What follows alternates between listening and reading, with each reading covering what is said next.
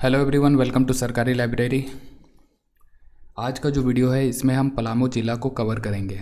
तो पलामू ज़िला को पूरा डिटेल में हमें कवर करना है, तो चलिए शुरू करते हैं। सबसे पहले अगर ये जो लेक्चर है इसमें जितना कुछ भी दिखाया जा रहा है आपको स्क्रीन पे, ये सारा चीज़ आप अवेल कर सकते हैं, पढ़ सकते हैं बिल्कुल फ्री में। हमारा वेबसाइट जो है सरकारी लाइब्रेरी, तो वहाँ से फ्री में आपको मिल जाएगा। आपको कुछ नहीं करना है, आई बुक पे क्लिक करना है और आई बुक पे क्लिक करने के बाद झारखंड जीके सेक्शन में जाइए। पूरा झारखंड जीके का मेनू ओपन हो जाएगा और वहाँ से पूरा टॉपिक वाइज झारखंड जीके को कवर किया गया है, जिसको कि अगर आप डेली पढ़ेंगे बहुत ही कम टाइम पे झारखंड जीके को पूरा कवर कर सकते हैं।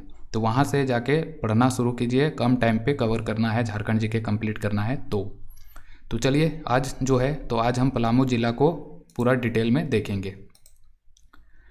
तो ये है पलामू ज़िला, यहाँ पे मैप पे आप देख सकते हैं। ये जो मैप है तो ये है पलामू ज़िला का। तो कहाँ पे कौन सा ब्लॉक है पलामू ज़िला में, तो उसको पूरा डिटेल में देखने के लिए जो हमारा वेबसाइट है वहाँ उसका यूज कीजिए, आपको पूरा जानकारी मिल जाएगा। हम इम्पोर्टेंट फैक्ट देखेंगे एग्जाम पॉइंट ऑफ व्यू से। तो चलिए सबसे पहले पलामू ज़िला का जो इतिहास है तो उसको हम देख लेते हैं, इतिहास और उसका भौगोलिक विशेषताओं के बारे में। सबसे पहले याद रखें कि पलामू जो है जब झारखंड बना नहीं था उससे पहले, मतलब कि प्राचीन काल में यहाँ पे सबसे पहले रक्सेल राजाओं का शासन हुआ करता था। पलामू आज जो ज़िला है वहीं पे रक्सेल राजाओं का शासन हुआ करता था। बाद में रक्सेल राजाओं को पलामू से भगा दिया गया था चेरो राजवंश के द्वारा, और रक्सेल ख़त्म हो गया वहाँ से और चेरो राजवंश जो है वहाँ पे अधिकार हो गया चेरो राजवंश का। और चेरो राजवंश में ही एक राजा हुआ था जिसका नाम है मेदिनी राय, और मेदिनी राय का जो शासनकाल है ना, तो उसको पलामू का स्वर्ण युग कहा जाता है। तो एग्जाम में कभी पूछ लिया जाए कि पलामू का स्वर्ण युग किस शासक के शासनकाल को कहा जाता है, तो ये है चेरो राजवंश मेदिनी राय। इसी के शासनकाल को पलामू का स्वर्ण युग कहा जाता है। और पलामू ज़िला का स्थापना कब हुआ था, तो ये बना था 1 जनवरी 1892 को बना था पलामू ज़िला। और पलामू ज़िला से फिर बाद में झारखंड के 2 ज़िले बने हैं। एक है गढ़वा जो कि 1991 में बना था, पलामू से ही बना है, और लातेहार जो बना था झारखंड गठन के बाद 2001 में। ठीक है, तो पलामू ज़िला खुद बना 1 जनवरी 1892 को। फिर पलामू से काट करके 2 ज़िला बना, एक है गढ़वा जो कि 1991 में ज़िला बना, और लातेहार जो कि 2001 में ज़िला बना था। और इसका जो मुख्यालय है तो वो है डाल्टनगंज। वर्तमान में ये मेदिनी नगर के नाम से फेमस है। ठीक है, तो डाल्टनगंज पहले नाम हुआ करता था, लेकिन वर्तमान में इसका मुख्यालय है मेदिनी नगर, और मेदिनी नगर का ही पुराना नाम है डाल्टनगंज। और ये कौन सी नदी के तट पे स्थित है, कोयल नदी के तट पे। ठीक है, तो याद रखिए कि मेदिनी नगर कौन सा नदी के तट पे स्थित है, कोयल नदी के तट पे। और ये जो डाल्टनगंज हम नाम देख रहे हैं तो इसका नाम 1861 में रखा गया था। छोटा नागपुर के एक आयुक्त हुआ करते थे जिनका नाम है कर्नल डाल्टन, तो उन्हीं के नाम पे ये डाल्टनगंज नाम पड़ा था 1861 में। और बाद में फिर डाल्टनगंज का नाम बदल करके मेदिनी नगर का जो राजा मेदिनी राय है उनके नाम पे रखा गया। और पलामू ज़िला जो है तो ये पलामू प्रमंडल के तहत आता है। झारखंड में टोटल 5 प्रमंडल है, उन्हीं में से पलामू प्रमंडल में स्थित है 3 जिला, जिसमें से एक पलामू ज़िला है। और एग्जाम में कभी पूछ लिया जाए कि 5 प्रमंडलों में से झारखंड का सबसे छोटा प्रमंडल कौन है, तो यह है पलामू प्रमंडल।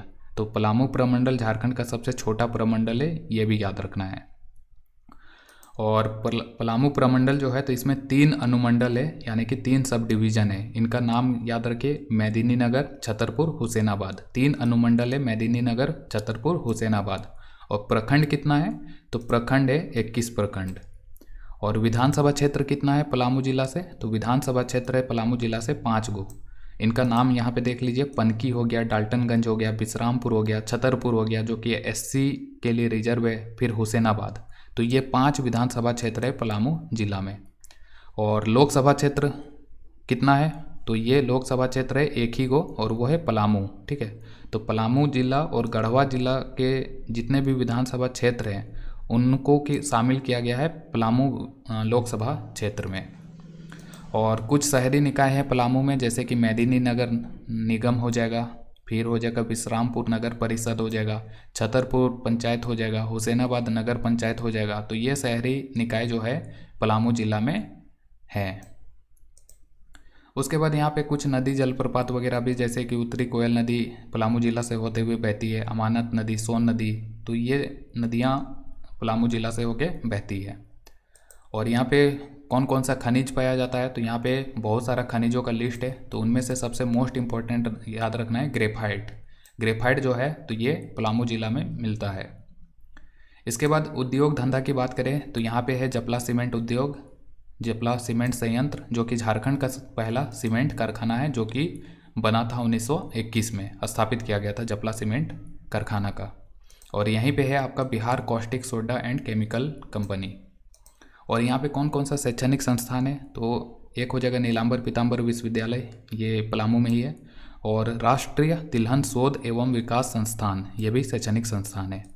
और भी बहुत सारा तथ्य है जो कि हम इसमें बाद में ऐड करते चलेंगे, जैसे जैसे पलामू जिला के बारे में हमें और ज़्यादा जानकारी मिलता रहेगा। आगे जब हम झारखंड जीके को अपडेट करते हैं तो पलामू जिला से कोई तथ्य मिलेगा तो उसको भी हम यहाँ पे ऐड कर देंगे।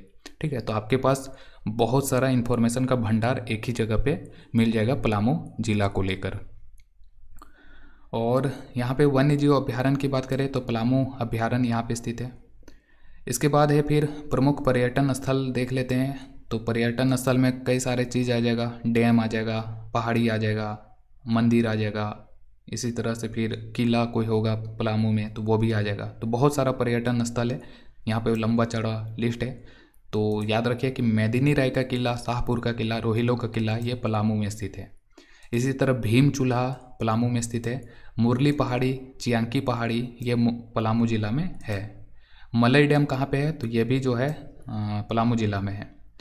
फिर हो जाएगा गौरीदह प्राचीन शिव मंदिर, तो ये भी पलामू में है। ठाकुरबाड़ी पलामू में है। कोयल नदी व्यू पॉइंट और कबरा पुरातत्व स्थल, तो ये भी पलामू में स्थित है। इसके बाद पलामू का बॉर्डर की बात करें तो पलामू जिला का उत्तर में हो जाएगा हमारा बिहार राज्य, और बिहार राज्य का 3 जिला सासाराम, औरंगाबाद और गया, ये 3 जिले जो है झारखंड का पलामू जिला से सटा हुआ है।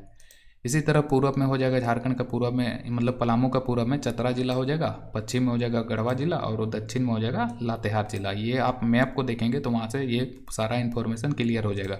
लेकिन बिहार वाला जो है तो ये नहीं मिलेगा, तो ये मोस्ट इंपॉर्टेंट है, इसको याद रखिए कि पलामू में बिहार के 3 जिले सटे हुए हैं, सासाराम, औरंगाबाद और गया। इसके बाद पलामू का जनांकीय विशेषता जनगणना 2011 के अनुसार देखें तो इसका जो पलामू का क्षेत्रफल है तो ये है 4393, झारखंड का 5वां बड़ा जिला है क्षेत्रफल की दृष्टि से। और जनसंख्या यहाँ पे देखिए, ये सब याद रखना चाहते हैं तो रख लीजिए, क्योंकि ये सब भी एग्जाम में पूछा जाता है, तो ये सब भी याद रखना है आपको। और यहाँ पे मोस्ट इम्पॉर्टेंट जो है तो वो है सर्वाधिक अनुसूचित जाति की जनसंख्या वाला जो जिला है तो वो कौन है, तो वो है पलामू जिला। ठीक है, तो सबसे ज़्यादा SC की जनसंख्या जो है तो वो पलामू जिले में है। इसके बाद पलामू का प्रशासनिक विशेषता देख लेते हैं। तो ये हमने देख ही लिया कि अनुमंडल 3 गो है पलामू में। एक है सदर मेदिनी नगर अनुमंडल जिसके तहत 14 ब्लॉक है, छतरपुर अनुमंडल 4 ब्लॉक है इसमें, हुसैनाबाद अनुमंडल इसमें 3 ब्लॉक है, और टोटल ब्लॉक को अगर हम जोड़ें तो हो जाएगा 21 ब्लॉक। और झारखंड का सबसे ज़्यादा ब्लॉक वाला जो जिला है तो वो है पलामू। ठीक है, एग्जाम में पूछेगा कि सबसे ज़्यादा ब्लॉक वाला जिला कौन सा है, तो ये है पलामू जिला जिसमें कि 21 ब्लॉक है। इसके बाद यहाँ पे अनुमंडल के अनुसार कौन सा अनुमंडल के तहत कौन सा ब्लॉक है तो उसका भी लिस्ट पूरा देख सकते हैं। जैसे कि सदर मेदिनी नगर अनुमंडल, तो उसमें कौन कौन सा ब्लॉक है, टोटल 14 ब्लॉक यहाँ पे देख सकते हैं, तो इन सभी ब्लॉक का नाम यहाँ पे देख सकते हैं। इसी तरह छतरपुर अनुमंडल, तो उसमें 4 गो ब्लॉक है, तो उन चारों का नाम यहाँ पे दिया हुआ है। इसी तरह हुसैनाबाद अनुमंडल, तो उसका भी ब्लॉक का नाम यहाँ पे दिया हुआ है। ठीक है, तो ये था पलामू ज़िला के बारे में। और इसमें और भी कुछ जानकारी हमें मिलेगा इस ज़िला के बारे में, जैसे शिक्षण संस्थान कोई होगा या कोई पर्यटन स्थल होगा पलामू ज़िला का तो छूट गया हो है, तो बाद में हम उसको यहीं पे अपडेट कर देंगे। और इसका लिंक जो है वीडियो के डिस्क्रिप्शन में भी हम दे देंगे, तो वहाँ से भी इसको क्लिक करके ओपन करके पढ़ सकते हैं।